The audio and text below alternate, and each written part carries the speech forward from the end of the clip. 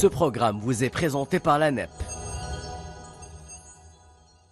Ce programme vous est présenté par Air Algérie.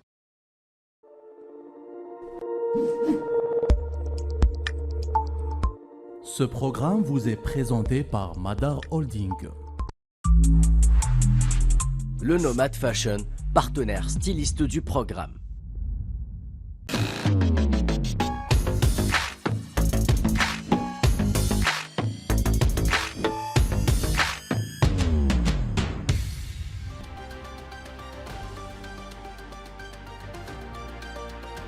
Bonsoir à tous et bienvenue dans la grande émission. Je suis heureuse de vous retrouver pour ce dernier numéro que l'on consacre ce soir au suicide de l'Occident, guerre en Ukraine ou encore génocide à Gaza. Les conflits actuels mettent encore plus en évidence le clivage croissant entre l'Occident et le reste du monde. Restez avec nous, la grande émission, c'est maintenant.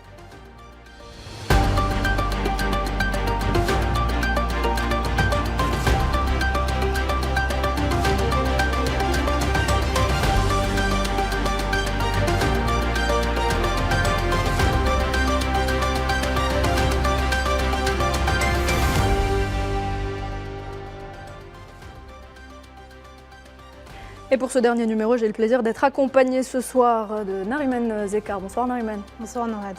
Karim Bouaziz est également avec nous. Bonsoir Karim. Bonsoir. Et puis notre premier invité ce soir, c'est Nazim Sini. Bonsoir. Bonsoir. Professeur Nazim Sini, enseignant agrégé en économie, spécialiste des questions internationales. Bonsoir. Bonsoir, merci pour votre invitation. Merci d'avoir accepté notre invitation. Et puis on a le plaisir et l'honneur d'avoir une fois de plus avec nous Monsieur Saïd Ayachi. Bonsoir, merci d'être avec nous ce soir. Merci à vous. Alors je rappelle qui vous êtes président du comité de soutien et de solidarité avec le peuple sahraoui. Tout à fait. Toujours un plaisir de vous avoir avec nous, Monsieur Ayachi. Donc merci. Donc, retour tout d'abord, mesdames et messieurs, donc pour commencer, retour sur ces deux actualités qui ont marqué la semaine de Karim Bouaziz, qu'il a donc jugé utile de développer avec nous. C'est tout de suite dans l'actu à la une.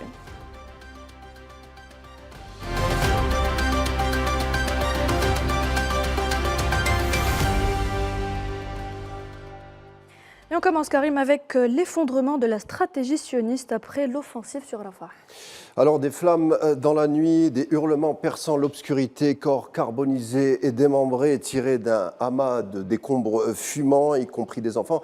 C'était à Rafah dans la nuit de samedi à dimanche, suite aux bombardements sionistes, bombardements qui viennent à peine lorsque le président de la CIJ, Nawaf Salem, conclut son jugement condamnant donc l'entité sioniste et interdisant la poursuite des bombardements. L'entité sioniste rétorquera avec ce carnage qu'on devrait voir à l'écran. Cela s'appelle faire un pied de nez aux instances de juridiction internationale. Pied de nez, on n'en est plus là, on en est carrément aux menaces. Alors les menaces, selon le Guardian, le quotidien anglais, rapportent que le Mossad, le service de renseignement sioniste, et son ex-chef Yossi Cohen a menacé de mort l'ancienne procureure de la CPI, Fatou Bensouda, suite aux enquêtes donc à l'endroit de l'entité sioniste pour génocide, tout comme lors d'un entretien cette semaine sur une chaîne sioniste, Netanyahou, quand on lui pose la question est-ce qu'il est inquiet par rapport au mandat émis à son endroit, est-ce qu'il est inquiet pour ses voyages, il répond non, pas du tout, c'est plutôt à Karim Khan, le procureur de la CPI, de s'inquiéter pour ses voyages. C'est étonnant qu'un accusé condamne ou menace un procureur. Ça devrait donner des idées à Scorsese pour ses futurs films. En tout cas, l'intéressé justement, Karim Khan, donc confirme le mandat émis à l'endroit de Netanyahou et dit que le mandat ira à son terme. Il nous rapporte quelque chose qui est plutôt inquiétant. Il nous dit qu'il a été interpellé par un dirigeant américain, un politicien donc, il ne le nomme pas.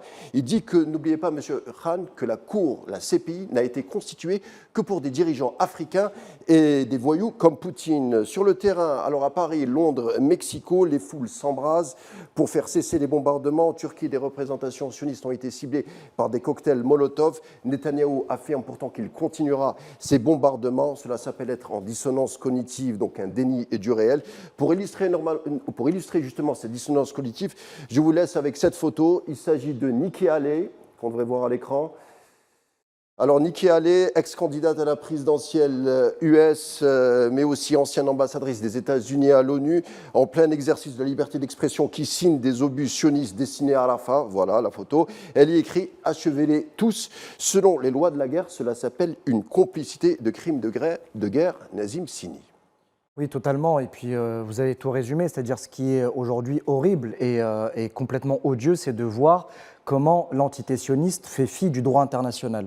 Et surtout, on se dit, mais quel mépris, quelle condescendance vis-à-vis de ce qu'elle fait, de ce qui se passe. Aujourd'hui, elle est condamnée unanimement par la plupart des membres du Conseil de sécurité. Aussi, il faut rappeler, c'est qu'elle viole toutes les règles de guerre qui sont en vigueur, notamment les conventions de Genève et d'autres conventions internationales. Et moi, surtout, ce qui me surprend, c'est qu'il y a une forme d'impuissance du bloc occidental, parce qu'effectivement, hormis des déclarations de bonnes intentions, il n'y a aucune sanction vis-à-vis de l'entité sioniste, il n'y a aucune proposition concrète pour pacifier la région et pour mettre un terme et un arrêt à ces bombardements. Vous imaginez, pour vous donner quelques chiffres, Karim, on est sur 80% des infrastructures civiles détruites, 36 000 morts dont un tiers ce sont des enfants, vous avez 1 million de déplacés. Donc vous imaginez, c'est-à-dire que pendant les 2 années de conflit ukrainien, on n'a pas approché un tel bilan. Et je me suis amusé à regarder un peu les archives. Vous savez que depuis le début du conflit en Palestine et de l'agression sioniste, depuis les années 40, on a dénombré à peu près 120 000 morts. Et il a fallu, même pas en 8 mois, on a connu 36 000 morts. Vous imaginez, c'est tout simplement désastreux. On est face à un désastre humain, un désastre aussi historique. Et vous savez, à un moment donné, l'histoire va s'en rappeler. Et toutes les personnes qui se sont murées dans un mutisme et qui n'ont pas agi vont devoir répondre aussi de leurs actes et faire face à leur conscience d'ici quelques années. Et je n'ai pas envie, vous savez, que dans les prochaines générations, dans les années 2050, 2060, que dans les livres d'histoire, on rappelle ce massacre et qu'on dise aux enfants, on n'a rien pu faire à l'époque. Donc voilà, c'est ce que je voulais dire à ce sujet. Saïd Ariachi, dans quelques années, les enfants, c'est ce qu'on pourra leur dire finalement, c'est qu'on n'a rien pu faire. Surtout pas, sinon ils n'ont rien à en croire. Et alors, ce serait faire fi de toutes les valeurs universelles que toutes les cultures, toutes les civilisations, toutes les religions anciennes au peuple pour qu'ils puissent croire en quelque chose. Ce qui est insupportable, c'est cette arrogance de l'entité sioniste qui peut faire ce qu'elle veut sans qu'elle puisse être rappelée ni à l'ordre, encore moins être sanctionnée. Cela vient d'une chose, elle a une protection. Elle a une protection majeure qui s'appelle les États-Unis d'Amérique. Karim, dans sa liste de gens qui ont plus ou moins menacé le procureur général de la CPI, je voudrais qu'on ajoute 12 sénateurs américains, 12 sénateurs en exercice. Républicains, en exercice, et qui ont des termes qui frôlent la voyoucratie, ont menacé carrément le procureur américain en lui disant « tu n'as pas le droit de faire ceci ». Elle est intéressante aussi, cette anecdote que rapporte Karim Khan. Il dit « la CPI n'a pas été constituée pour juger, c'est-à-dire les Occidentaux ou les Blancs en général, soyons... mais pour seulement des dirigeants africains et des voyous comme Poutine ». Je crois que cela a été conclu à travers le temps par tous les observateurs politiques, puisque n'ont défilé devant la CPI que des dirigeants du Sud. Il n'y avait pas, à ma connaissance, d'un dirigeant occidental qui aurait été traduit devant, à part Milosevic. Mais Milosevic était classé comme étant, j'allais presque dire, un paria. Et donc, voilà, il y a maintenant ce mécanisme des Nations Unies qui ont trouvé des magistrats courageux, qui ont trouvé un procureur général qui veut faire son travail et qui a abouti donc à des conclusions que personne ne peut remettre en cause. Sauf que, justement, ce procureur est menacé et surtout, l'entité sioniste ne tient pas compte de ces conclusions juridiques et continue son massacre. Et cela, j'allais dire, sous le silence complice de l'Occident, bien entendu, mais sous la protection des États-Unis d'Amérique. Alors, 2 ou 3 choses. La première, c'est que d'abord, la résistance palestinienne depuis le 7 octobre, bien avant, mais surtout depuis le 7 octobre, a fait tomber beaucoup de masques. Et là, on voit le 2 poids 2 mesures de l'Occident, on voit l'hypocrisie, le cynisme de l'Occident qui, j'allais dire, rapidement va condamner Milosevic ou Gbagbo ou quelqu'un d'autre, mais qui, pour Netanyahou, à la limite, en murmure, il ne faut pas le faire, il ne faut pas le dire, il ne faut pas le dire. Deuxièmement aussi, il y a donc maintenant que ce qu'on appelle le Sud global a pris conscience de ce 2 poids 2 mesures, c'est loin de la doxa occidentale, c'est loin de ce qu'on veut nous faire dire, nous faire croire par cet Occident donneur de leçons de morale. Et par conséquent, le fossé se creuse. Le fossé se creuse dangereusement pour l'Occident, mais je pense que c'est là qui doit aboutir à la multipolarité des relations internationales. Parce que de toute façon, il faut rétablir un certain équilibre et ne pas rester dans ce face-à-face avec un Occident méprisant, dominateur et qui, d'une façon ou d'une autre, dicte ses règles. Très bien, Saïd Haïchi, vous évoquez justement le soutien infaillible des grandes puissances à l'entité sioniste, et c'est l'objet de notre deuxième actualité, Karim. Alors justement, on a parlé de cette incapacité des Occidentaux à mettre à l'amende, donc entre guillemets, Netanyahou, et peut-être l'explication, figurez-vous, peut-être que ces pays occidentaux, ces grandes nations occidentales ont elles-mêmes commis des génocides durant leur histoire. Vous prenez par exemple l'Allemagne, Olaf Scholz, le chancelier, prétend que l'entité sioniste, accuser l'entité sioniste de commettre un génocide, serait une instrumentalisation grave. L'Allemagne a elle-même tenté d'intervenir à la Cour de la Haye pour défendre l'entité sioniste. Alors on se rappelle, l'Allemagne, elle s'y connaît en génocide. C'est la première nation européenne à commettre un génocide en Namibie, par exemple, entre 1904 et 1908. Ce sont 120 000 personnes tuées du peuple Herero, camps de concentration, des abandons dans le désert, famine. Le président de la Namibie a d'ailleurs réagi sur la solidarité allemande envers l'entité sioniste. Hadj Gingop le dit, l'Allemagne ne peut pas à la fois exprimer son dévouement ni réparer son génocide en Namibie tout en supportant l'équivalent d'un holocauste à Raza. On connaît aussi les exactions nazies à l'endroit de la population européenne et notamment russe. 27 millions de Russes tués pendant la Deuxième Guerre mondiale, c'est 1 Russe sur 6. On a aussi les États-Unis et le Canada. John Kirby, le porte-parole de la sécurité, et Justin Trudeau ont affirmé tous deux que l'accusation de génocide était infondée. Faut-il rappeler que le fondement du Canada et des États-Unis s'est appuyé sur un génocide de qui? Bien entendu, de la population amérindienne. 100 millions de personnes décimées selon l'historien David Stana à travers la maladie, la variole, la famine, la malnutrition, le typhus. Finalement, la destruction des modes de vie au nom de la notion du bien, c'est ça la colonisation. La rafle des enfants autochtones au Canada pour les mettre dans des pensionnats, 20 000 enfants concernés. La stérilisation forcée des femmes. D'ailleurs, les descendants des Amérindiens sont présents dans les manifestations pro-palestiniennes dans les centres urbains nord-américains. L'Angleterre, pas besoin de s'y arrêter longuement. Lord David Cameron, le ministre des Affaires étrangères, a dit que le procès initié par l'Afrique du Sud pour condamner l'entité sioniste est un non-sens. Les Britanniques, chez eux, le génocide, c'est presque une seconde nature au nom du commerce tout au long de l'histoire. On va citer qu'un exemple simple. Le Kenya, le génocide au Kenya, 1 million de Kenyans tués, 80% de la population indigène en Australie et en Nouvelle-Zélande également décimée. Et puis on terminera avec la France. La France, que dire de la France? Les médias français ne parlent très peu du carnage à Raza. La France, déjà au XIXe siècle, on avait envoyé Tocqueville pour voir comment la colonisation se passait. Il revient avec 2 rapports sur l'Algérie. Alors, la première chose, il dit que les 3/4 de la population de Constantine ont complètement disparu. Il évoquait aussi comment séparer les régions pour amoindrir la résistance algérienne. On a aussi un historien, Michel Abar, dans son livre Le Grand Parjour, qui parle de 10 millions de morts entre 1830 et 1962. Également, les exactions à Sétif Guelma et Kharrata. L'armée coloniale française est la première à expérimenter le gaz pour exterminer donc des populations un siècle avant les nazis, sans parler des enfumades et des emmurades au Dahra. Karim Sini, peut-être que l'explication est surtout historique parce qu'on a présenté une explication de lobbying, peut-être de levier de chantage, mais peut-être qu'on a le même logiciel finalement. Les Européens se retrouvent dans le logiciel du génocide chez Netanyahou. Tout à fait, exactement. Et puis surtout, voilà une rente mémorielle. Clairement, c'est qu'aujourd'hui, effectivement, sous prétexte qu'il y a eu un génocide sur le sol européen, on pardonne toutes les exactions commises par l'entité sioniste sur la population de Gaza. Et puis aussi, il faut rappeler, vous avez également des intérêts très forts. Il faut juste rappeler que sur le sol européen, vous avez la plus grande diaspora de communautés judaïques qui est présente en Europe. Vous avez aussi des parlementaires qui ont des liens très forts avec l'entité sioniste, notamment des parlementaires européens. Donc ça aussi, ça joue dans le mutisme, j'allais vous dire, ou la complicité de certains pays européens. Pas tous, évidemment, parce que je tiens à saluer notamment des pays comme l'Espagne, l'Irlande, la Norvège et récemment la Slovénie, qui ont reconnu pour la première fois l'existence d'un État palestinien. Vous imaginez, d'un point de vue symbolique et historique, c'est extrêmement fort et ça va avoir son pesant dans l'histoire. Pardonnez-moi, oui. Mais ces pays sont signataires des conventions en prévenant les génocides. La France, par exemple, se met hors la loi puisqu'elle ne respecte pas. Elle continue encore son commerce avec une entité qui commet des génocides au jour le jour. Mais en fait, là, vous voyez clairement une sorte, je vais vous dire, de dichotomie et puis aussi presque en fait, de paradoxe entre les valeurs universelles que défend la France et puis son mutisme. Et en fait, elle est limite gênée. On la sent gênée quand elle traite avec justement l'entité sioniste parce qu'elle est au courant de ce qui se passe sur le sol razaoui.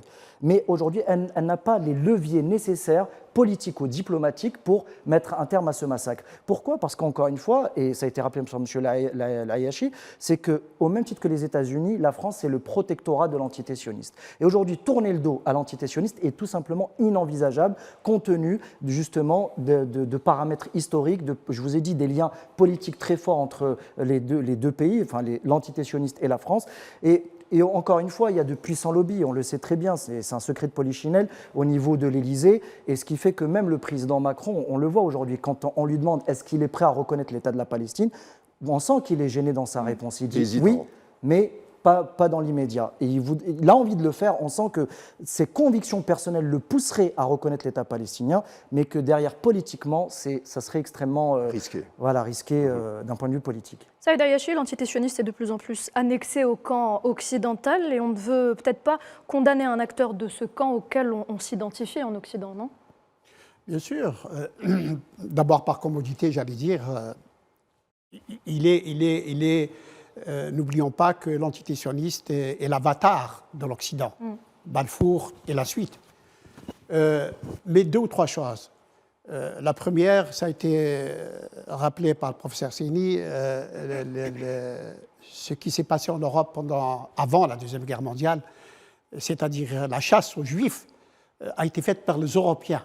Et il n'appartient pas aux Palestiniens à payer la note d'Hitler et des Européens qui l'ont accompagné, nous n'oublions pas. La deuxième chose qu'il faut rappeler également, c'est donc, d'une certaine façon, on ne veut pas reconnaître qu'il se passe un génocide, alors que, j'allais dire tous les jours, il est prouvé qu'il s'agit bel et bien d'un génocide du peuple palestinien par l'entité sioniste. D'ailleurs, retournement de l'histoire, ce sont ceux qui étaient persécutés hier qui persécutent aujourd'hui. Et on vient nous dire que Hitler est mort. Hitler n'est pas mort. Hitler a des petits, maintenant, il s'appelle Netanyahou, il s'appelle autre. Hitler n'est pas mort. Et donc, aujourd'hui, je suis de ceux qui croient qu'il y aura un retour de flamme, un effet boomerang. Aujourd'hui, ce génocide sera reconnu, non seulement ce génocide sera reconnu des Palestiniens, mais on va demander des comptes de tous les génocides que Karim a rappelé tout à l'heure. Les historiens, maintenant, ne vont pas se gêner pour remettre sur la table ceux qui ont commis ces génocides. Je n'en veux pour preuve que pour ce qui est les Allemands, ils viennent de payer à peine 3 ans 2 milliards de dollars à la Namibie comme dernière tranche de réparation. En 2021.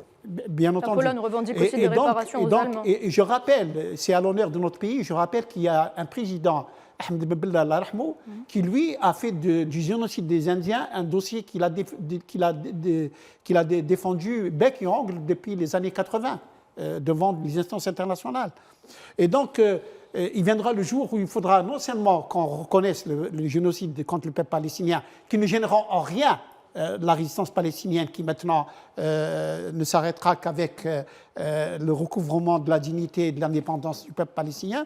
Et puis surtout, on va demander des comptes à ceux qui ont fait des génocides ici et là à travers l'histoire, alors que le Sud, évidemment, était parqué pour ne rien dire et pour ne rien entendre. Très bien. Nazim Sini, vous rejoignez les propos de Saïd Ayachi ? Ah oui, totalement. Et puis, je veux dire, aujourd'hui, on vit dans une époque où, si vous voulez, où tout est documenté. C'est pas comme dans les années 80 ou 70, où en fait, on pouvait obtenir des images uniquement par le biais de reporters de guerre ou de journalistes. Je veux dire, même en l'absence de journalistes et même avec la fermeture des bureaux d'Al Jazeera, on a des images qui nous parviennent à l'ère des réseaux sociaux. Et ce sont des images vérifiées et authentiques. Et sincèrement, ce qu'on vit là, on ne pensait pas le vivre au XXIe siècle. Et d'ailleurs, je pense que dans les livres d'histoire, on est face au premier génocide de ce nouveau siècle. Pourquoi ? Parce qu'on est en train d'affamer une population, on est en train de la bombarder, on est en train de la parquer dans un petit périmètre, on lui demande de se déplacer chaque semaine au gré des bombardements. On ne fait pas de distinction entre les civils et les combattants, les résistants. On ne fait pas de décompte, on bloque même l'aide humanitaire. Vous imaginez, c'est-à-dire sur les réseaux sociaux. Hein. Tout à fait. Exactement. On ne pourra pas dire qu'on ne savait pas. Oui, on ne pourra pas dire qu'on ne savait pas. Et surtout, je suis persuadé que les chiffres qu'on nous annonce sont minorés. Oui, bien on ne parle sûr. pas des disparus, On ne parle pas aussi des cadavres qui n'ont pas pu être récupérés. On ne parle pas des charniers, exactement, qui ont été découverts. Donc c'est pour vous dire que ce qui se passe, c'est tout simplement révoltant. C'est pour ça que je le disais dans mon propos précédemment, il faut qu'on passe à l'étape supérieure, qui n'est plus celle de la condamnation et des déclarations devant la presse, mais plutôt à l'étape des sanctions. Et puis pourquoi pas, il faut oser le dire, envoyer j'allais dire les casques bleus ou une force d'interposition qui puisse protéger justement les Palestiniens, les protéger des bombes et les protéger de cette, j'allais dire, en fait une envie vengeresse du gouvernement de Netanyahou face à une population qui est totalement désœuvrée. Saïd Haïchi, vous pensez que ces pays occidentaux justement peuvent avoir ce courage de dire stop? En tout cas, à propos des génocides dont on parlait, pour savoir qu'il y a des États, notamment l'Occident, ne le reconnaissent pas en tant que tel, il y a un facteur très important à noter, c'est que la rue internationale, elle, a tranché. Oui. Il s'agit bel et bien des génocides. Oui. Et la rue dans son ensemble, à l'échelle planétaire, pas seulement régionale, a reconnu qu'il s'agit d'un génocide contre le peuple palestinien. Et c'est un échec pour l'entité. Et ça a bougé. Et puis une autre victoire de la résistance palestinienne, puisqu'on parlait tout à l'heure de photos et de vidéos qui sortaient, on pensait que ce génocide allait se faire à huis clos, ainsi que le faisaient les uns et les autres, loin du regard qui pouvait condamner la chose. Eh bien non, la résistance palestinienne a battu les réseaux médiatiques sionistes avec tout simplement les smartphones. Et on a vu de ces photos, il faut rendre hommage à certaines médias qui ont fait un travail magnifique, je pense à Al Jazeera, par exemple, Al-Mayadeen, mais principalement les jeunes Palestiniens qui, sous les bombes, n'ont pas oublié de photographier, de filmer, de se faire sortir. Et les réseaux sociaux dont parlait Karim ont joué un rôle extraordinaire, ils n'ont pas tenu compte de cela. Et ça, c'est une autre victoire de la résistance palestinienne. C'est-à-dire que la bataille de l'opinion, elle est perdue par Netanyahou. Tout à fait, ce qui n'était pas le cas jusqu'à maintenant. Et ce qui enrage maintenant les médias occidentaux, c'est télévisions poubelles où on voit défendre l'indéfendable et essayer de ne pas voir lorsqu'il s'agit d'images confondantes, mais que la morale réprouve, que leur morale doit réprouver, mais qu'ils ne le disent pas par hypocrisie, par lâcheté, terrorisés qu'ils le sont par l'entité sioniste. Monsieur Haïchi, mais est-ce que, on va essayer d'utiliser une métaphore, est-ce que vous ne pensez pas que Raza est en train aussi de délivrer le monde, parce que même les opinions qui se solidarisent pour Raza et voient qu'il n'y a pas d'effet par rapport à leurs représentants politiques, et ça ne réagit pas, ils se rendent compte quand même qu'il y a un totalitarisme 2.0 qui ne dit pas son nom. Nazim Sini parlait des leviers du lobbying sioniste. Est-ce que Raza n'est pas aussi en train de se sacrifier pour le monde? Qu'est-ce que vous en pensez? Je crois que l'arrogance à laquelle on a habitué l'antisioniste de faire ce qu'elle veut, parce qu'elle avait le protectorat, la protection américaine et occidentale qui suit comme des caniches les Américains, parce que quand on voit Mme van der Leyen ou le chancelier Scholz ou d'autres qui suivent aveuglément ce que disent Biden et son administration, bien entendu on comprend que le maître d'œuvre il est à Washington et que c'est lui qui couvre donc l'entité sioniste qui fait ce qu'elle veut. Mais ceci dit, maintenant le Sud, il faut reconnaître qu'il y a des élites intellectuelles nouvelles dans le Sud global, africaines, asiatiques, latino-américaines, qui maintenant ne se laissent pas compter par tous ces discours lénifiants qu'on nous a fait pendant des années en disant qu'il n'y a qu'une seule ligne, c'est celle de l'Occident. Maintenant, les gens disent non, ce qui se passe maintenant. Ça a commencé avec l'Ukraine, il faut le reconnaître. Ça a commencé avec le vote, rappelez-vous, à l'Assemblée nationale, où les gens n'ont pas voté, pas pour Poutine, mais pas contre Poutine non plus. Et déjà là, les choses ont commencé à se... Puis c'était encore plus visible avec ce qui se passait à Gaza. Et maintenant, les manifestations qu'on voit dans les villes du monde, qu'on n'a pas vues depuis la guerre du Vietnam, c'est simplement un message pour dire aux États maintenant de s'aligner avec les valeurs qu'elles prônent et avec le respect du droit international qui est foulé aux pieds et violé de façon systématique. Très bien. Merci. Karim, c'est bon pour les actus? Ce sera parfait pour vous. C'est bon. Merci donc à tous. Vous restez avec nous. On passe tout de suite au débat.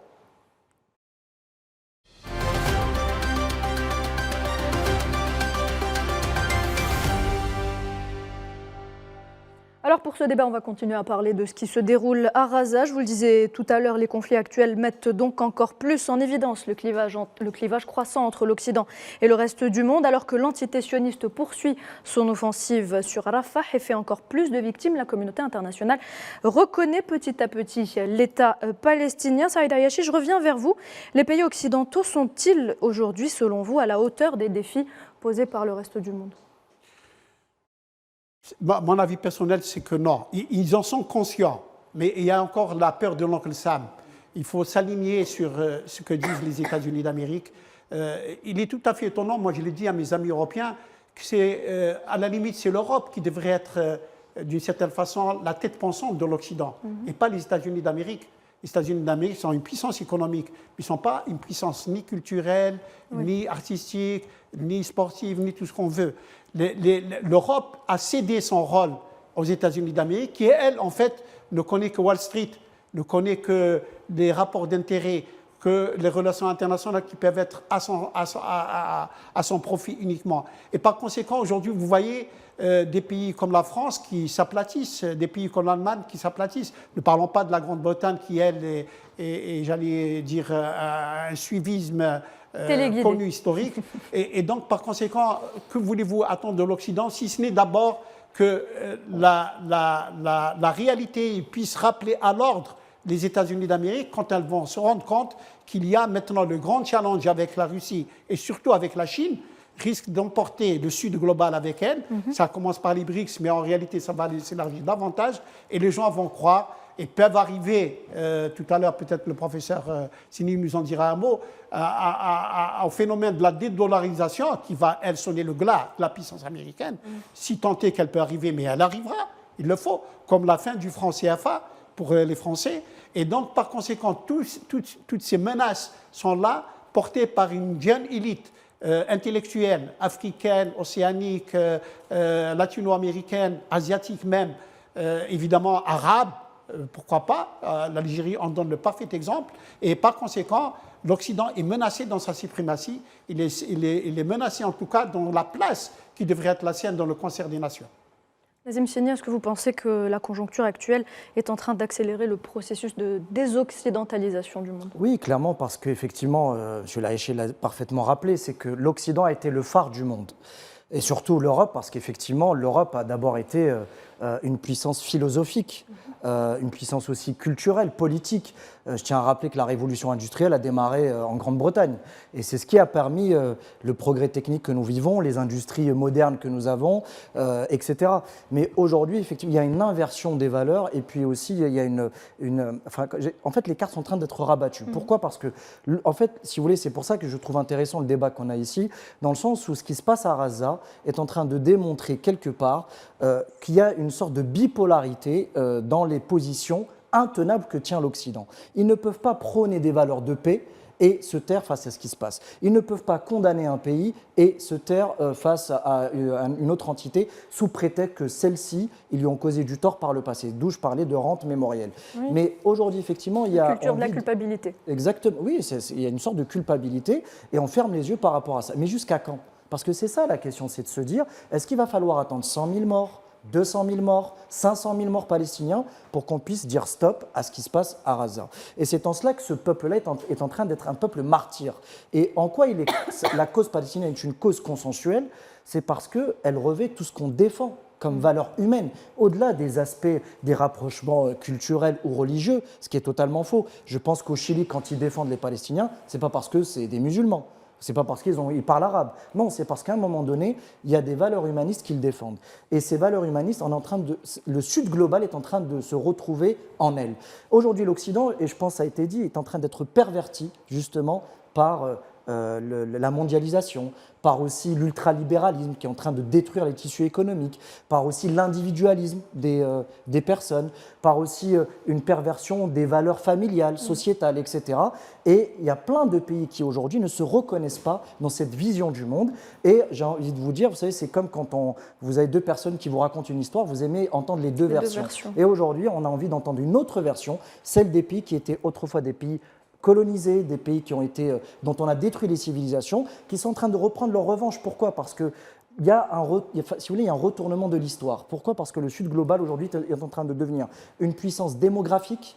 Il faut savoir que la jeunesse est du côté de ces pays-là, une puissance économique, une puissance industrielle et surtout technologique. Quand vous voyez le nombre de brevets qui est déposé en Chine par rapport aux États-Unis, aujourd'hui les États-Unis ne seront plus, dans un futur proche, la puissance technologique que l'on a connue. L'Inde est devenue pour la première fois en 2023 le pays le plus peuplé au monde. Vous voyez, donc on est en train de vivre des bouleversements profonds et en cela ça fait très peur à l'Occident parce qu'ils sont en train de perdre quelque part leur cercle d'influence. Karim, je reviens à vous justement avant que vous posiez la question à Nazim Sini. Aujourd'hui, en 2024, on le sait, on ne peut pas ne pas mettre l'accent dessus, c'est que les guerres menées par l'Occident ne mènent plus à des victoires depuis bien longtemps en fait. L'Occident, finalement, quand on voit par exemple les Américains et les terrains qu'ils ont investis en Irak, en Syrie, maintenant en Ukraine, ils n'ont jamais réellement gagné. Alors qu'est-ce qu'ils font? Ils détruisent l'endroit, ils détruisent l'anthropologie de l'endroit pour être sûr que personne ne viendra les remplacer et ils partent. Et ensuite, ils dépêchent des financiers pour venir privatiser l'endroit. C'est ce qu'ils avaient fait avec, par exemple, Saddam Hussein. Saddam Hussein, lors de la première guerre en Irak, ils avaient dépêché, après avoir tout bombardé, ils avaient dépêché des gars du FMI en lui disant « on te laisse tranquille à condition que tu privatises tout ».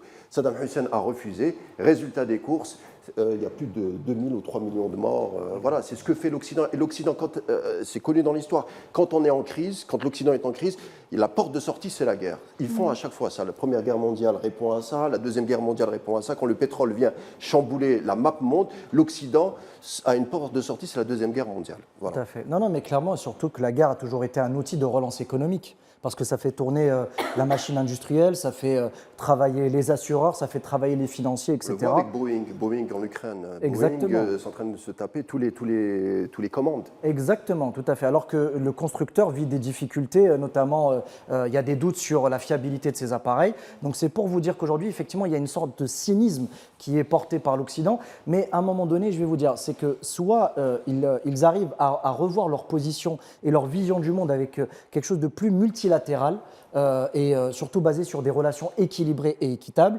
ou sinon ils vont complètement se faire écraser parce que je vous ai dit, en face vous avez une démographie qui explose, vous avez aussi une solidarité qui se crée entre le Sud global, et puis aussi ils sont en train d'être dépassés sur leur terrain de jeu qui était par exemple la conquête spatiale, l'intelligence artificielle, etc. Et l'Occident est en train de perdre du terrain. Et en fait clairement c'est la disparition de l'Occident qui est en jeu. Voilà clairement. Exactement. Ben, c'est comme toutes les civilisations. Quand vous regardez, moi qui suis passionné d'histoire, vous voyez la civilisation romaine, la civilisation égyptienne, ont toutes fini par disparaître. Pourquoi? Parce qu'elles n'ont pas su se renouveler. C'est exactement ce qui est en train de se passer avec l'Occident.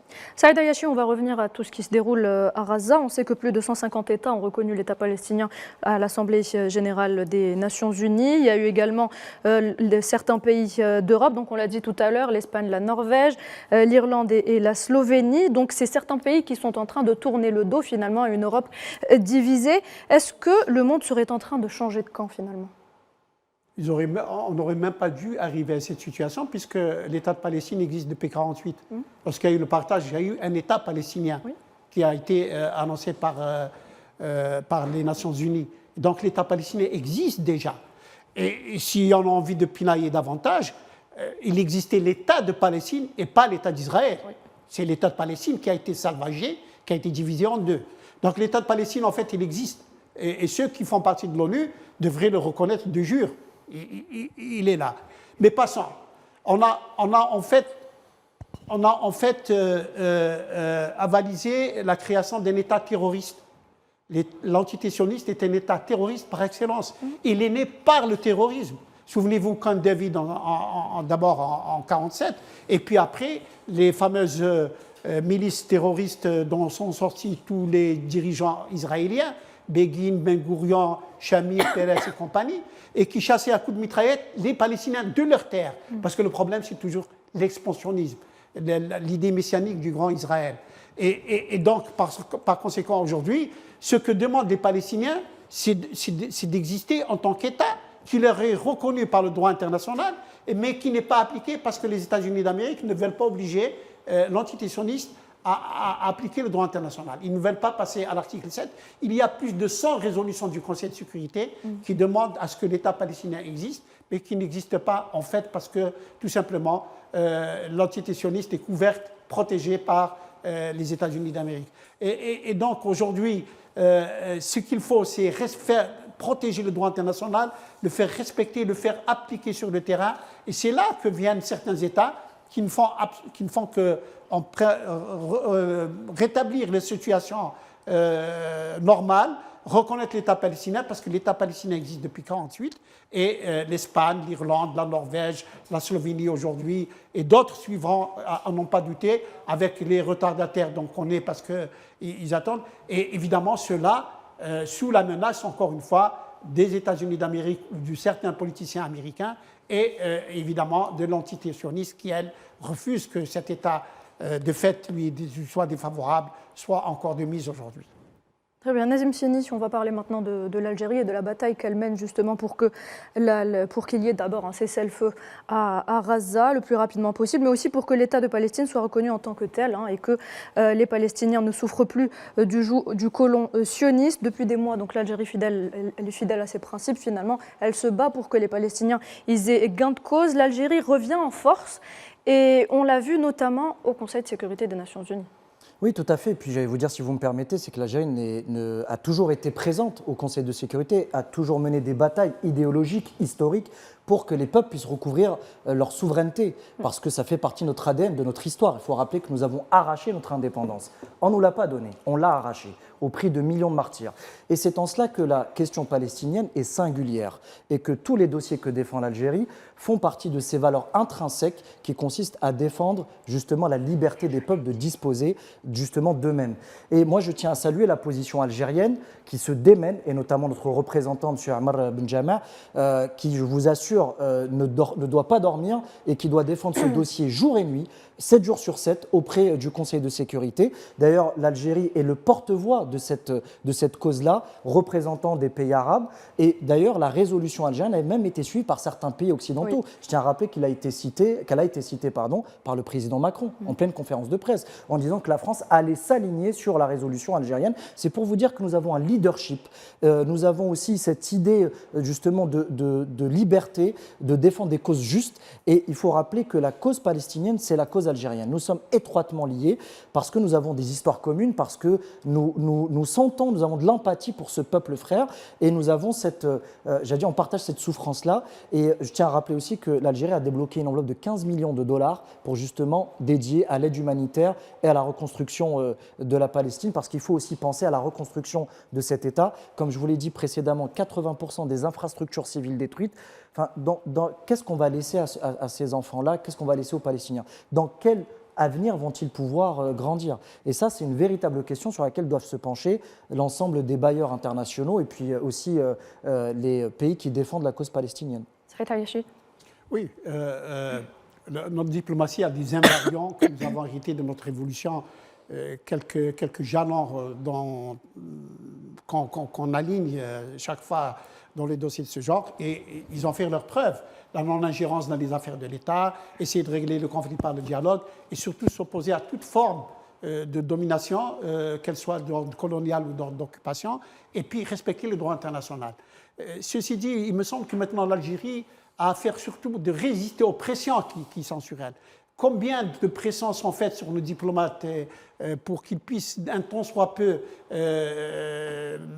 pas modifier, mais se montrer malléables dans leurs positions, ce que nos diplomates, sous la conduite du président de la République et du ministre des Affaires étrangères, ne transigent pas. Nous avons une ligne de conduite qui est celle de s'opposer à toute forme de colonisation, toute forme d'occupation et de respecter le droit international. Le droit international est très clair.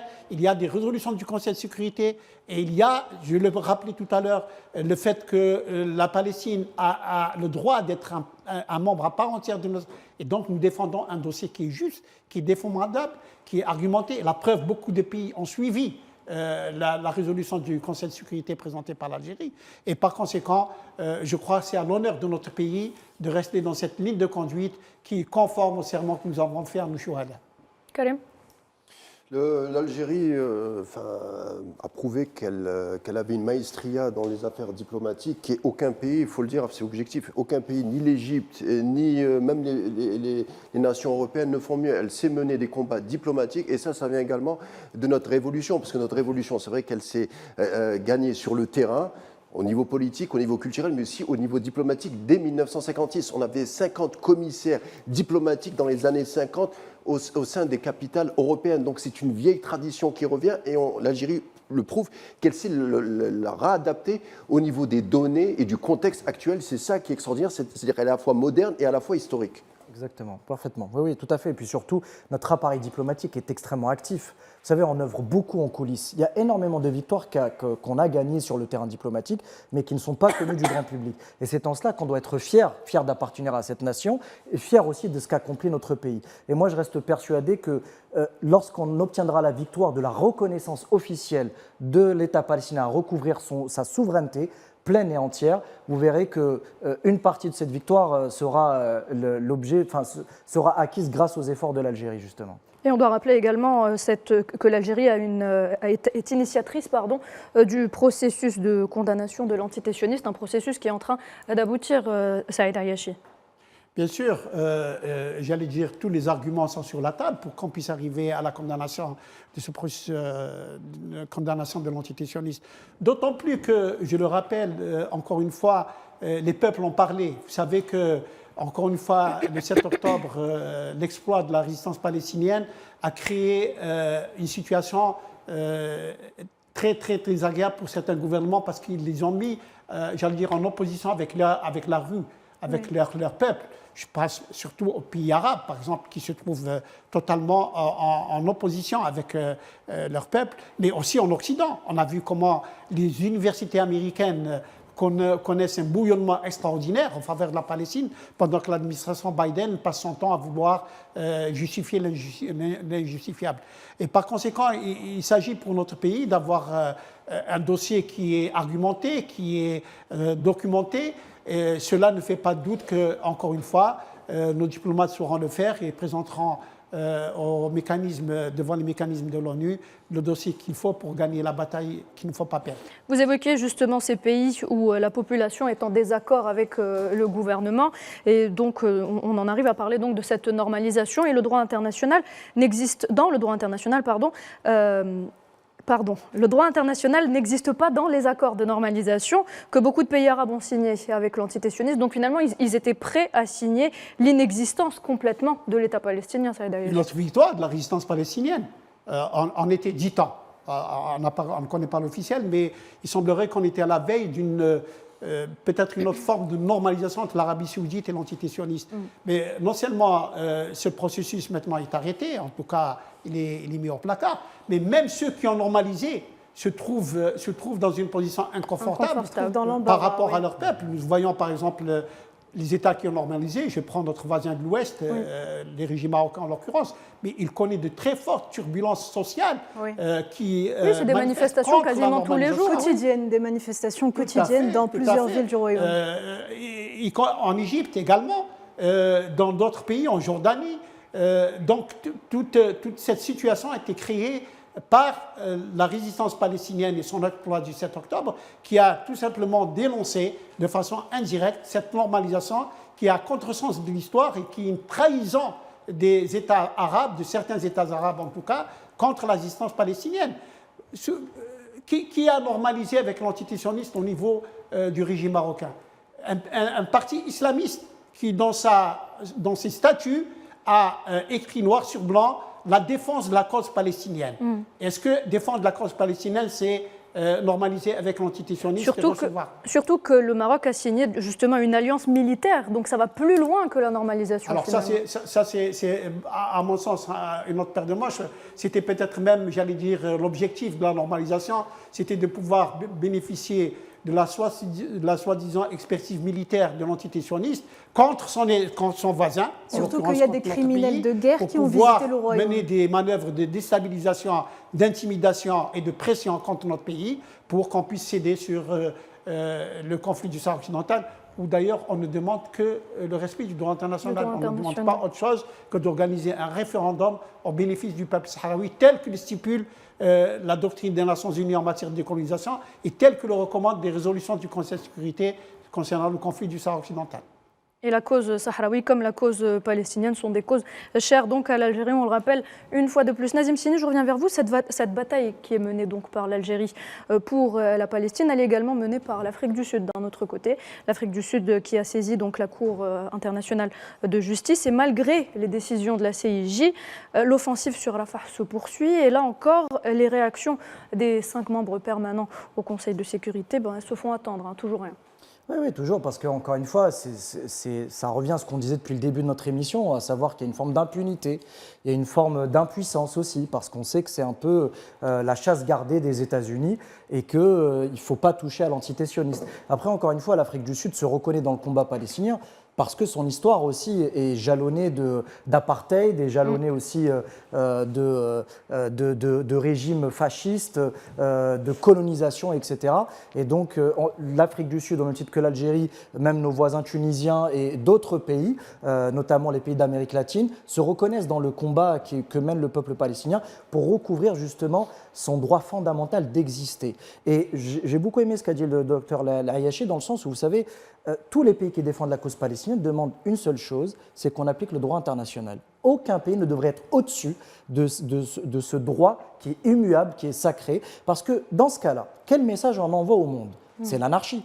C'est-à-dire, en gros, on est en train de dire que vous pouvez violer toutes les résolutions du Conseil de sécurité sans craindre de conséquences, ni économiques, ni politique, ni militaire. Ça s'appelle la barbarie. Le contraire de la loi, c'est la barbarie. Tout à fait. Donc, est-ce que c'est vers ce type de monde qu'on se dirige, que veulent les Occidentaux? Parce qu'il faut leur poser la question, en disant, mais pourquoi vous réagissez avec une telle véhémence quand il s'agit du conflit russo-ukrainien, et puis vous avez une forme de mutisme quand il s'agit de la Palestine? Parce que j'ai l'impression que quelque part dans leur imaginaire, c'est un conflit civilisationnel, cette fameuse guerre des religions, alors que pas du tout. Dans l'esprit des défenseurs de la cause palestinienne, il s'agit de valeurs humanistes. C'est un combat pour des êtres humains. Regardez juste les images. Qui sont les morts qu'on annonce quotidiennement? C'est des enfants et des femmes. Ce sont des personnes c'est des personnes civiles. Et les conventions internationales le disent clairement. Le droit international en matière de guerre le dit de manière, je veux dire, c'est écrit noir sur blanc, il faut protéger les civils coûte que coûte. Et ce n'est pas le cas aujourd'hui. Mais Nazim Sini, comment argumenter avec des gens qui ont un langage biblique? C'est vrai qu'on parle du droit international, mais comment argumenter avec un Netanyahou, avec un Smotrich, qui tirent leur argumentaire de la Bible, ils parlent de Judée, Samarie, enfin, ils parlent que de mythes. Même la communication n'est plus possible à l'heure où on parle. Vous avez complètement raison, c'est-à-dire qu'il y a une rupture totale de dialogue, et c'est-à-dire en fait, on est dans des arguments irrationnels, mystiques.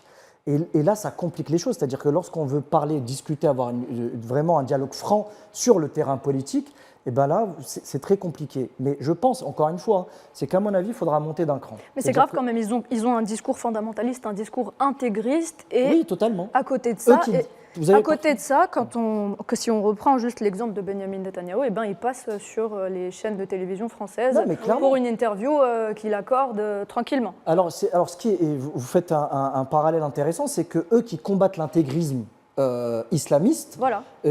En fait, on a l'exact reflet de l'autre côté. C'est plus que ça, Nazim Sini, pardonnez-moi. Ouais. Ces pays européens se disent cartésiens, rationnels. Ils ont justement détruit le sacré pour aller vers un monde rationnel, où le tout commerce, où il y a la pratique, la technique.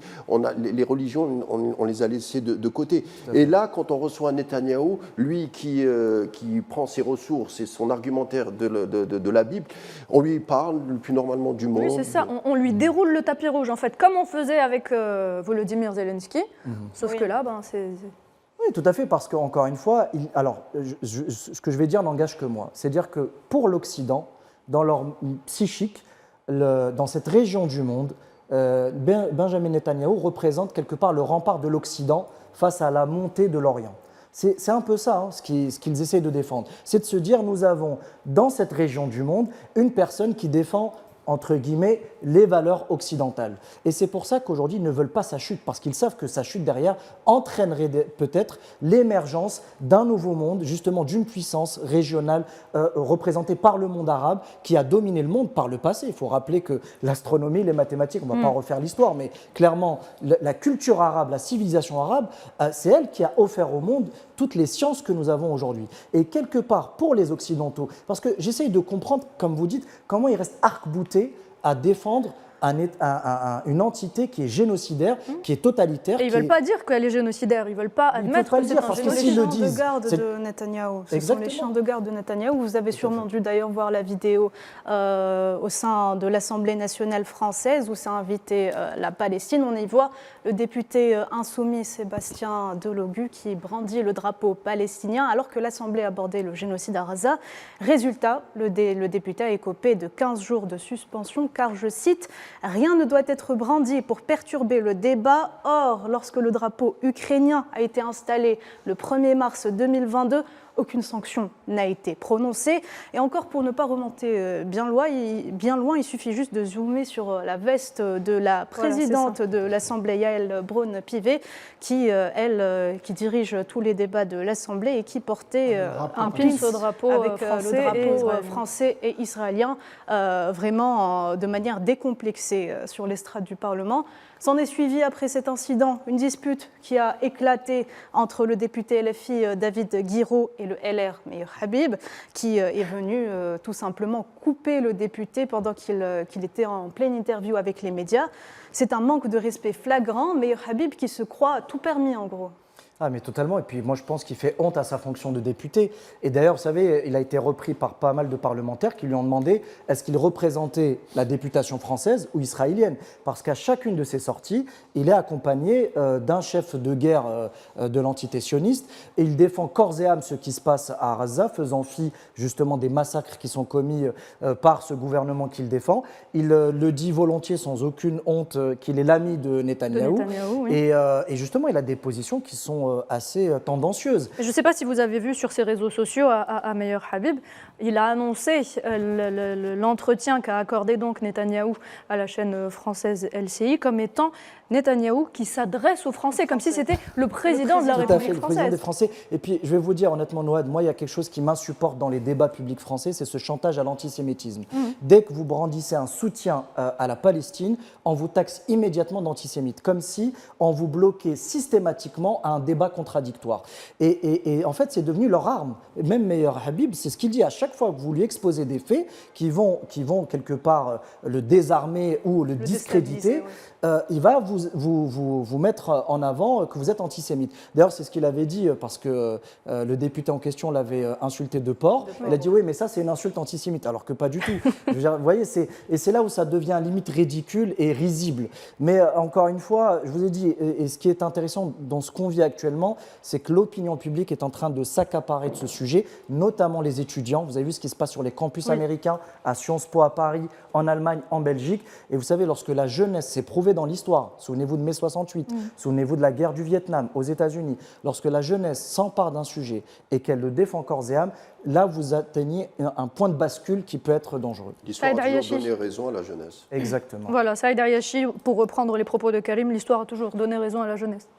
Bien sûr, bien sûr. Et puis c'est cette réaction de la jeunesse française, y compris française, et d'ailleurs remarquant avec regret que le Premier ministre français s'est déplacé à Sciences Po pour défendre l'indéfendable, alors qu'il ne l'a pas fait lorsqu'il y a eu des morts musulmans. Donc cette jeunesse s'est emparée du dossier et c'est elle qui a jugé, en plus de la CPI, qui elle a tranché le débat. Lorsque l'Occident nous présente l'entité sioniste comme étant la seule démocratie du Moyen-Orient, la seule démocratie du Moyen-Orient, on n'a peut-être pas les mêmes critères de démocratie que ces Occidentaux. Si on qualifie l'entité sioniste comme étant un État démocratique, c'est un État théocratique, d'accord ? Un État juif pour les Juifs, parce que les Arabes israéliens qui font partie encore, qui sont à l'intérieur des frontières de l'État de l'entité sioniste, sont vraiment des sujets de seconde zone qui n'ont pas le même. Vous savez qu'il y a un droit pour les Juifs, des lois pour les Juifs et des lois pour les non-Juifs. Oui, un régime d'apartheid, donc. C'est un régime d'apartheid. C'est de la démocratie pour les Occidentaux. C'est très démocratique. Il faudra peut-être qu'on puisse prendre des leçons, selon eux. Mais ce qui est certain, c'est que les masques sont tombés. Oui. C'est terminé. Maintenant, nous savons qui est qui. Nous savons qui est-ce qu'il faut défendre. C'est qu'il faut refuser. J'ai parlé des élites tout à l'heure, des jeunes élites du Sud global, de tous les continents. Maintenant, elles veulent, j'allais dire, replacer les jalons, le curseur quelque part, et qu'on puisse redéfinir les relations internationales et qu'on puisse se mettre d'accord sur ce qui doit se faire. C'est ce qui va apporter la multipolarité dans les relations internationales. Très bien, merci Monsieur Saïd Ayachi, merci à vous tous d'avoir été là. Merci Saïd Ayachi donc d'avoir participé au débat avec nous. Je rappelle que vous êtes président du comité de soutien et de solidarité avec le peuple sahraoui. À très bientôt. Merci. Voilà, merci. Voilà, quant à nous, on clôt le débat. On se retrouve tout de suite après la pub.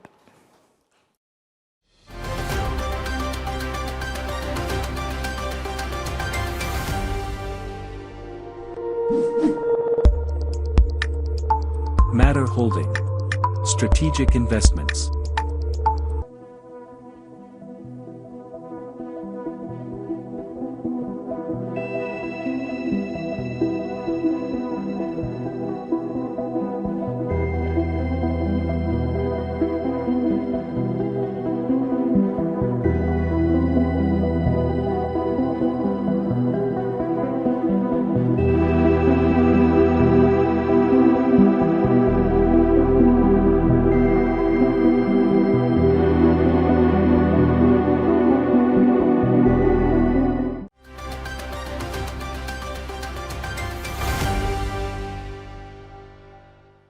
Pour regarder la grande émission, bienvenue à vous. Si vous venez de nous rejoindre, place tout de suite à l'Espace Culture.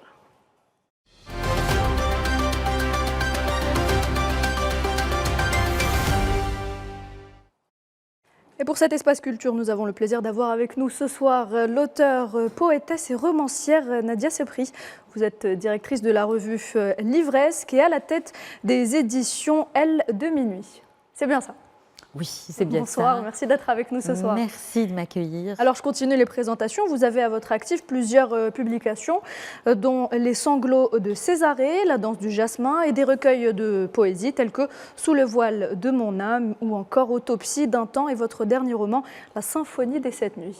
Voilà, pour ne citer que cela. Absolument, absolument, c'est très juste, oui, oui. Voilà, très bien. Nariman, c'est voilà, du coup, vous l'aurez compris, ce soir, on met à l'honneur nos artistes féminines, nos cinéastes et nos écrivaines, en faisant un petit tour tout d'abord à la 7e édition du Festival national de la littérature et du cinéma de la femme, qui s'est tenu cette semaine dans la wilaya de Saïda, placée sous le thème « Un pas entre la littérature et le cinéma ». Cette manifestation a été marquée par différentes projections et rencontres littéraires en présence d'autrices, de réalisatrices et de comédiennes. Un festival national qui a d'ailleurs pris pour la première fois une tournure internationale. Solidarité avec la Palestine oblige. Plusieurs courts-métrages de cinéastes palestiniennes ont été projetés en collaboration avec l'association Shashet Women Cinema afin de donner une voix à ces femmes palestiniennes qui vivent l'horreur en temps de génocide. Et bien sûr, comment parler de littérature et de cinéma algérien sans mettre à l'honneur la grande femme de lettres Assia Djebar qui a su réunir les deux mondes. Assia Djebar qui est et qui restera la référence littéraire authentique pour les Algériens et les Algériennes. Elle est aussi une pionnière dans la production cinématographique féminine. Vous, Nadia Sepri, vous la connaissez bien, Assia Djebar. Vous avez publié un essai sur cette grande femme qui a marqué le monde par son génie artistique. Qu'est-ce qu'elle a apporté selon vous ? En fait, oui, Assia Djebar, d'abord, elle est connue mondialement. C'est notre voix, la voix algérienne, berbère, Afrique du Nord, et puis plurielle. Elle-même, elle est plurielle. Et tout à l'heure, j'étais en train de penser, avant l'émission, je me disais que toutes les femmes algériennes écrivent une femme et son double. Et Assia Djebar avait écrit Ombre sultane. Et dans Ombre sultane, elle met l'ombre et la sultane. C'est dire un petit peu que le féminin chez Assia Djebar, il est pluriel, il est l'une et l'autre, il est l'un et l'autre. Elle est, si je puis la résumer, elle est femme épée, femme encre, femme aïeule, femme littérature, mais plurielle. C'est une femme qui n'arrête pas d'écrire, qui n'arrête pas de questionner le temps. Hein. Et à côté de cela, j'avais envie de citer aussi ce qu'elle avait cité. Elle avait emprunté une formule de Kateb Yassine qui disait « Hâtez-vous d'écrire vous allez parler en aïeul. Et Assia Djebar, elle a pris cette formule de Kateb dans un de ses romans, et j'ai l'impression qu'aujourd'hui, elle nous parle en aïeul, effectivement. En tout cas, pour ma part, elle m'avait inspiré un roman, non seulement un essai, donc Assia Djebar, sur les traces d'une femme engagée, ça a été une commande d'un éditeur, parce que je l'abordais beaucoup. Et en même temps, elle m'avait inspiré La danse du jasmin. Donc mon roman La danse du jasmin, qui a été traduit en allemand, a été mon inspiration première. Ça a été à travers De loin de Médine de Assia Djebar. Donc Assia Djebar, d'abord c'est 50 ans d'écriture. On est en 57 jusqu'à 2007. Elle a écrit une vingtaine d'ouvrages. Elle a fait 2 films, comme vous l'avez si bien dit. Elle a été préfacière de pas mal de monde. Elle a fait des articles de journaux. Elle a été poète aussi. Hein. On oublie qu'elle a été poète. Préfacière, ça a été... En fait, Assia Djebar, elle n'écrit pas en surface. Elle va dans des plongées. Et les écrivains comprennent un petit peu ce que je veux dire par là. Donc, elle fait des plongées dans l'océan. Absolument. Elle n'est pas en surface de l'écriture. Elle ne fait pas semblant d'écrire. Elle pénètre les arcanes et les labyrinthes les plus comme ça, les plus enfuis. Et puis elle nous ramène des œuvres.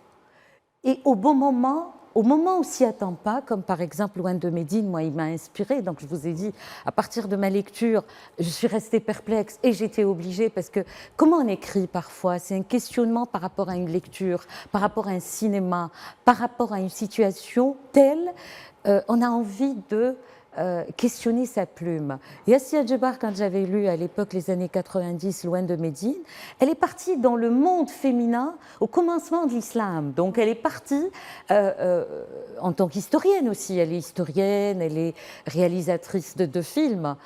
Et je fais une digression par rapport à cela, parce que je me souviens, les Autrichiens ont rendu hommage à Assia Djebar en 2015, et j'étais invitée en tant qu'Algérienne aussi, parce qu'il était question de rendre hommage à Assia Djebar. Et je me souviens, le commencement de ce colloque, ça a été 4 jours de travaux autour de la plume féminine, autour de la plume des musulmanes qui écrivent dans le monde, et j'ai participé à cela. Et au commencement, ils ont passé les femmes du Manchenois de Assia Djebar. Et je vous assure, je me disais, ça c'est un film qui correspond plutôt aux Algériens, et j'avais peur que le public autrichien sorte, voilà, parce que c'est destiné... Parce qu'elle a su donner une voix aux femmes des milieux ruraux qui étaient souvent étouffées. Absolument, absolument.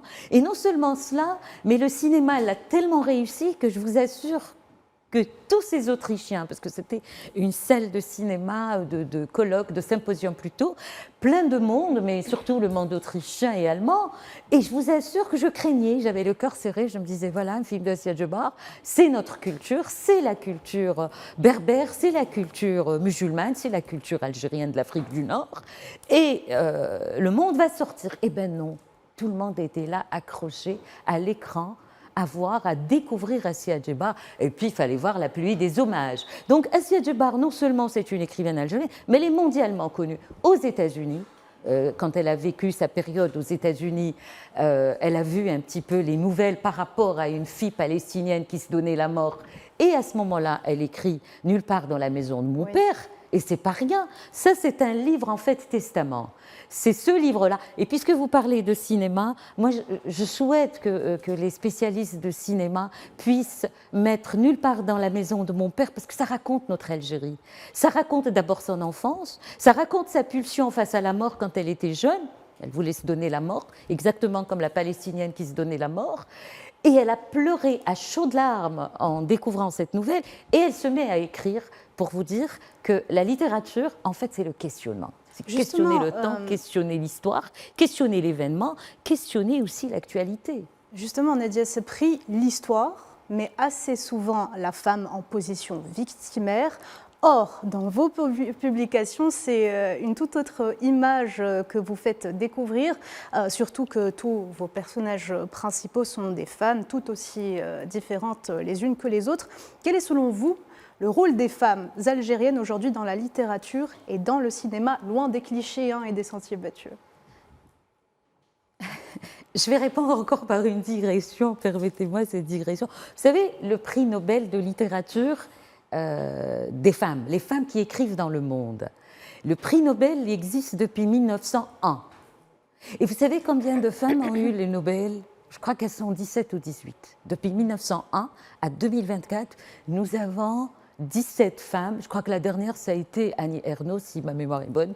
Je pense que c'était elle, la française. Oui, oui, absolument. Donc, c'est la 17e femme. C'est dire un petit peu combien la littérature ou l'histoire ne met pas en lumière beaucoup les femmes, mais met en lumière nos héros. Donc, les messieurs, parce que peut-être ils se servent goulûment bien, si je puis me permettre. Justement, comment est-ce que la femme peut trouver sa place au milieu des hommes ? Donc elle est effacée par rapport, permettez-moi de juste vous dire, elle est effacée d'abord dans la littérature mondiale. Là où on pense que la femme, elle est plus présente dans d'autres sociétés, dans d'autres cultures. Donc chez nous, en Algérie, nous avons des plumes magnifiques, talentueuses pour avoir travaillé. Donc, ça c'est mon autre casquette. Donc, en tant que DP et directrice de publication du magazine littéraire Livresque, j'ai rencontré pas mal de belles plumes. Depuis des années, je rencontre des plumes. Je peux vous citer. Vous avez rencontré des prix Nobel, hein. Vous avez rencontré des prix Nobel, absolument. Comme Maria Llosa Vargas, c'est un grand écrivain péruvien. Absolument, c'était un pur bonheur de faire un entretien avec... et ça a été l'année d'après, donc il avait un calendrier, mais chargé, très chargé, et on a eu un entretien téléphonique. Et Mario Vargas Llosa, il me dit, Madame Sapri, Nadia, il m'appelait tout court Nadia avec son accent, il me disait, j'espère que les Algériens vont me lire et vont me découvrir. Et vous savez, avant de faire l'entretien avec Mario Vargas Llosa, je cherchais partout ces livres pour ne pas passer à côté des questions, pour ne pas poser des questions comme ça de surface en surface. J'avais envie vraiment de partir dans ces livres et je me permettais un prix Nobel après tout. Et donc j'avais envie de partir profondément. Et les livres de Mario Vargas Llosa n'existaient pas en Algérie. Il n'était pas connu chez nous. Il a écrit un magnifique livre qui s'appelle L'histoire de Maïta, qui est extraordinaire. Oui. Oui. Mais qu'est-ce qu'on ressent quand on rencontre justement un prix Nobel ? Qu'est-ce que vous vous êtes dit dès qu'on vous a annoncé que vous alliez le rencontrer et que vous alliez pouvoir l'interviewer ? D'abord, j'étais contente parce que j'étais un magazine littéraire algérien qui s'exposait dans le monde. Et moi, j'ai toujours défendu l'image qui sort à partir d'Alger vers l'extérieur.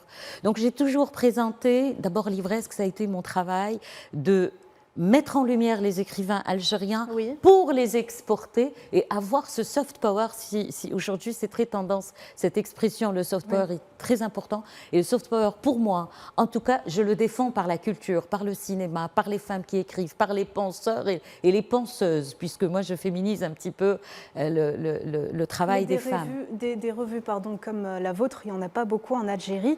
On se demande justement pourquoi. Pourtant, il y a un grand intérêt pour la littérature.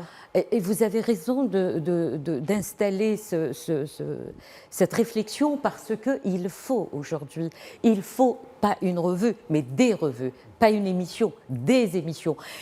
Et il faut aussi rencontrer les textes de nos écrivains. En tout cas, je suis organisatrice aussi des forums nationaux et internationaux. Et pour moi, le texte, lire un texte, à haute voix, comme les textes de Djebar, ou les textes de Meshakra, ou les textes de Malek Haddad, ou les textes de Kateb, ou les textes de Assia Djebar. Vous savez, même Assia Djebar, on l'évoque aujourd'hui, mais ces textes ne sont pas connus, ne sont pas vraiment connus. C'est-à-dire, aujourd'hui, il y a un travail à faire sur promouvoir le texte, lire à haute voix partout. Est-ce qu'il y a une possibilité de le faire ? Oui. Peut-être dans des espaces comme nos musées, comme des espaces culturels. Pourquoi ne pas lire un texte de Djebar ? Pourquoi ne pas lire, par exemple, à la remise des prix, moi j'imagine bien, à un certain moment, une belle voix qui va nous lire du Djebar pendant la remise des prix. C'est très beau, ces textes. Et elle est, comme je vous ai dit, elle est exigeante. Elle va dans les choses les plus troubles, les plus profondes. D'ailleurs, elle le dit. Elle dit...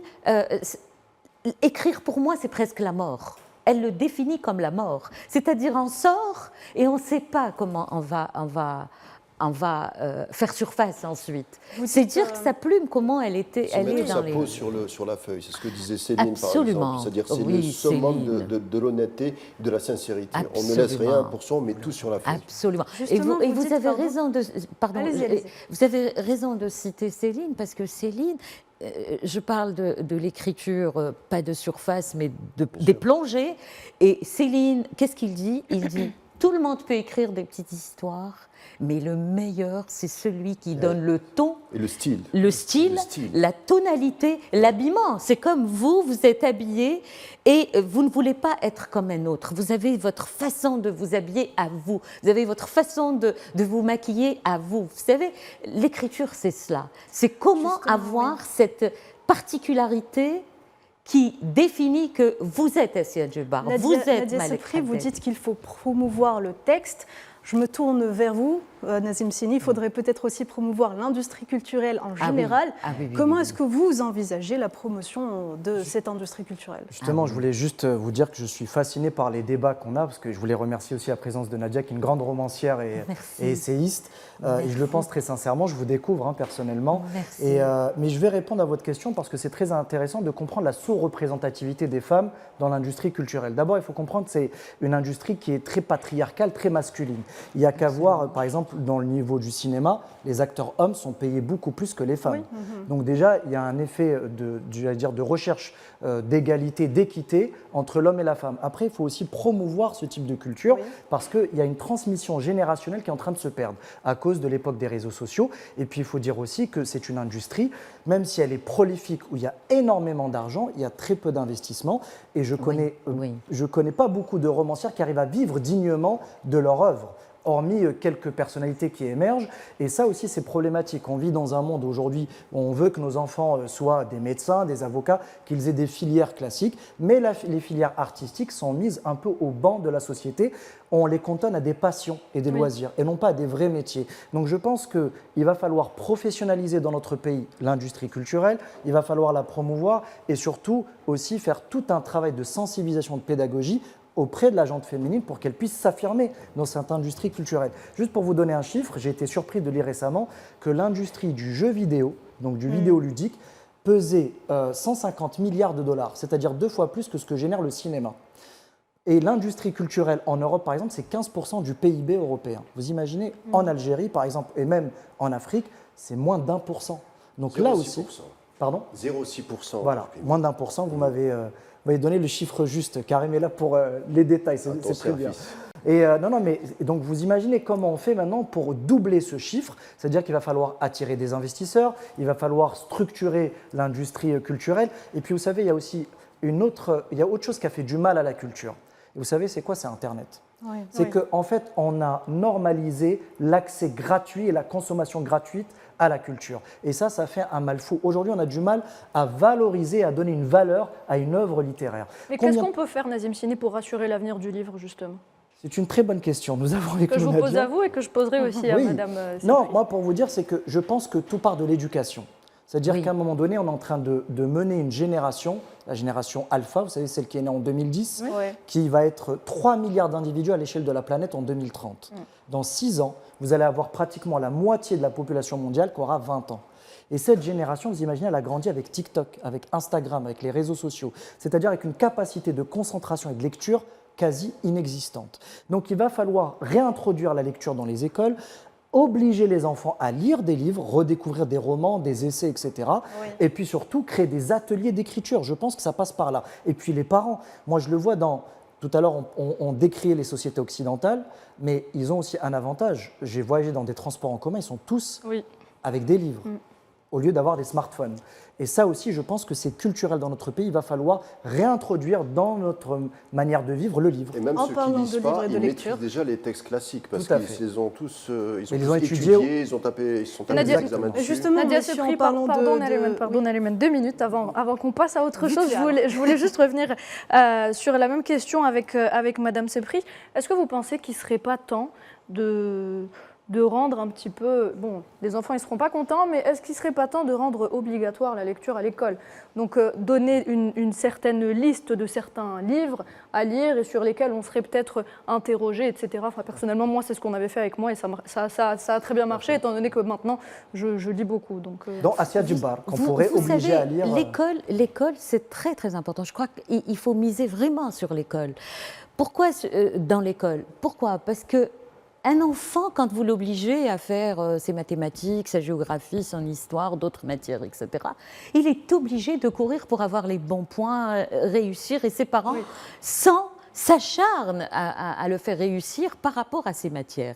Mais aujourd'hui, comme vous le dites si bien, si vous introduisez des textes des classiques, Malek Haddad, Mohamed Dib, les contemporains, parce que nous on est dans les classiques, mais attention, les contemporains, ça fuse de partout chez nous, mais seulement ces contemporains, les pauvres, comme vous l'avez si bien dit, ils ne gagnent pas de leurs écritures, et donc l'école c'est très très important. On a commencé, quand même, on a commencé. Ahlam Moustralmi qui est la plus lue. Yasmina Khadra aussi, il y en a qui gagnent quand même assez. Non, mais ça c'est une autre politique.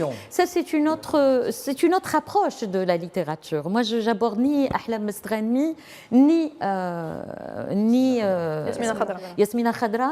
Et au début de mon intervention, je prenais la précaution de dire que moi, ce qui m'intéresse, c'est la littérature d'Alger, qui sort de nos maisons d'édition, qui triment eux aussi pour promouvoir et puis mettre en place ce produit à commercialiser, etc.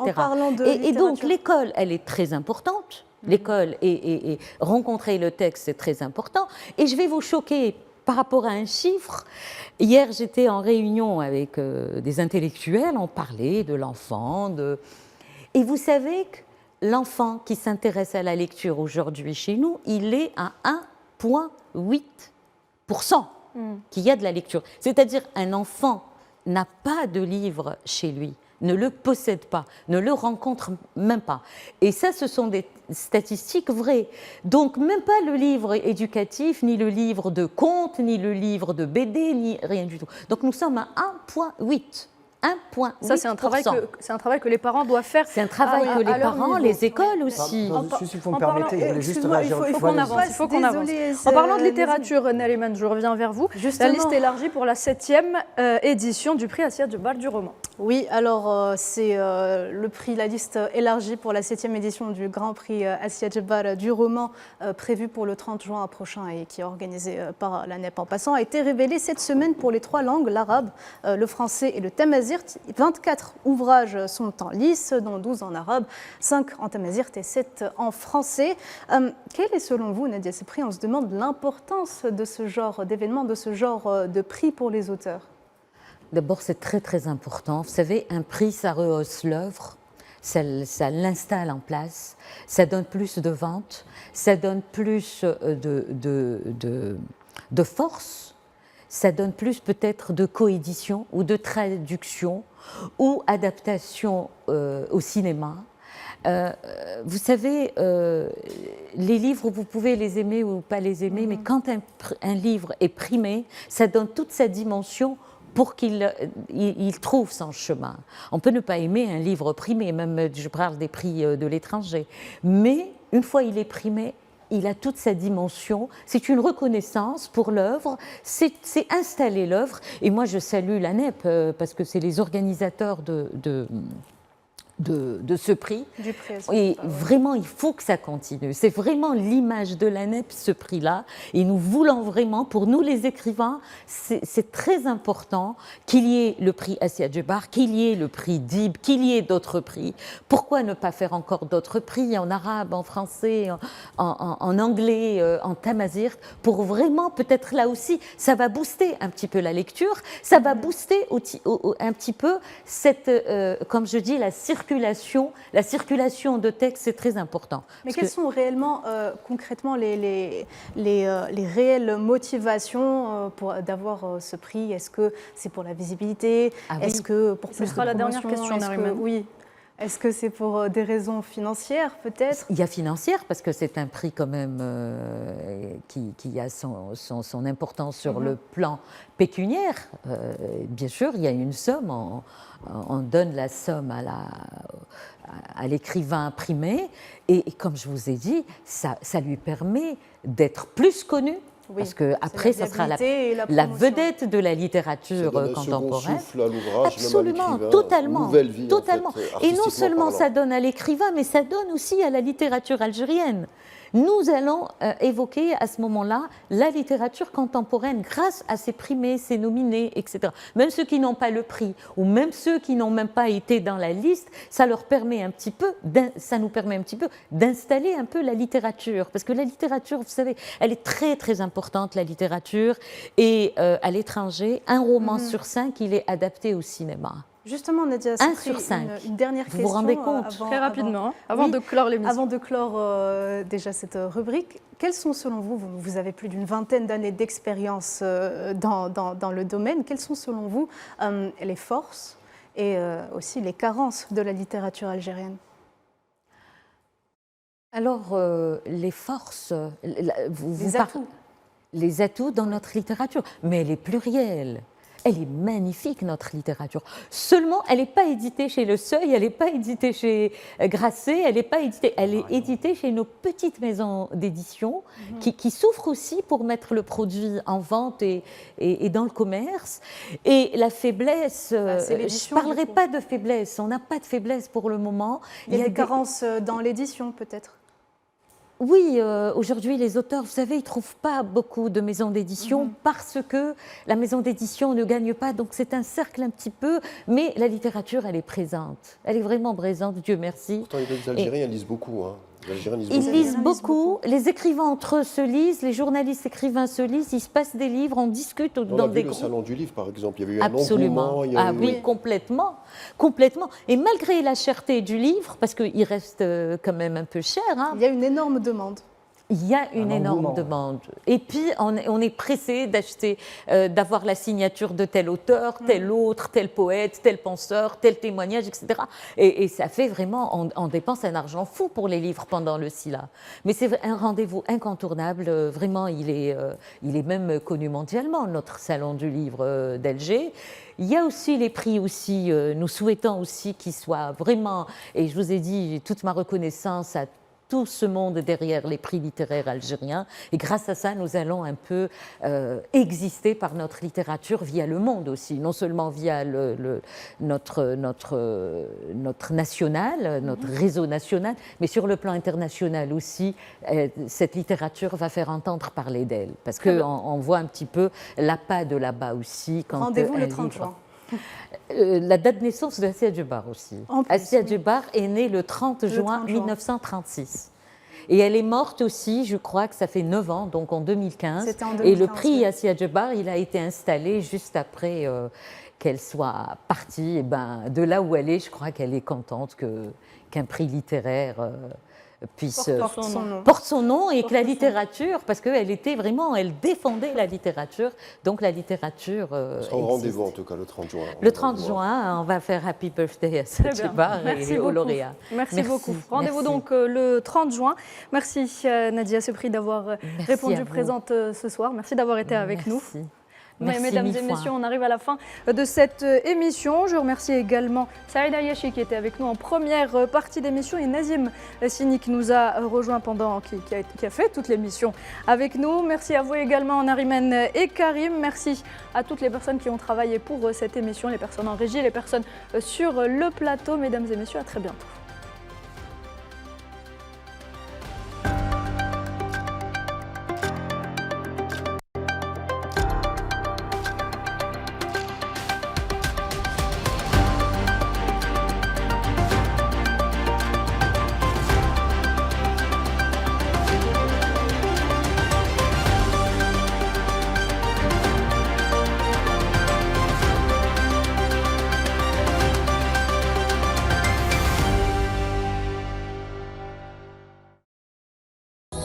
Ce programme vous a été présenté par la NEP.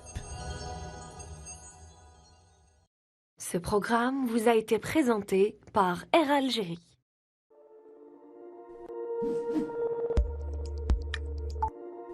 Ce programme vous a été présenté par Madar Holding.